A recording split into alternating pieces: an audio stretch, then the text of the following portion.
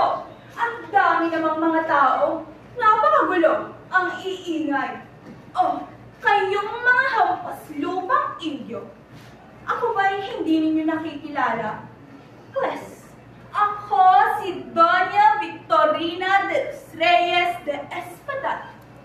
Tignan nyo ang kolorete sa akin. Ang kulay at kulot ng aking buhok.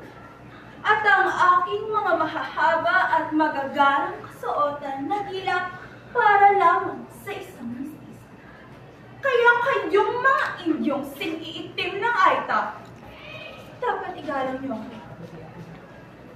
Naaalala ko noong bata pa ako, marami ang nanligaw at namangha sa aking kagandahan. Ngunit, itinaboy ko sila.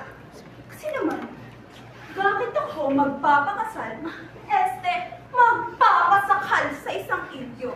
Hindi ito maaari. Kadire. Maliit pa lamang ako ay alam kong magpapakasal na ako sa isang espadil. At heto ang timbang ko. Si Don Tiburcio de Espadal. Oo, hindi siya ganun kayaman. Mas bata pa sa akin at hindi ko nakapag-aral. Ngunit, isa pa rin siya Espanyol, no? Pinilit ko naman siyang magpanggap bilang isang doktor.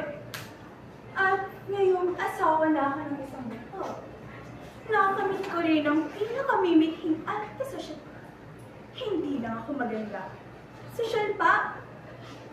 Kaya kayo, kanino ba kayo kakampi? Sa akin o kay Consolacion? Consolacion! Ano? Sa kanya kayo? Opo. Sige, magsama-sama kayong mga pangit at peke sa impyerno. Kami lang ang mga mistisang sosyal ang may karapatan sa langit. Yeah!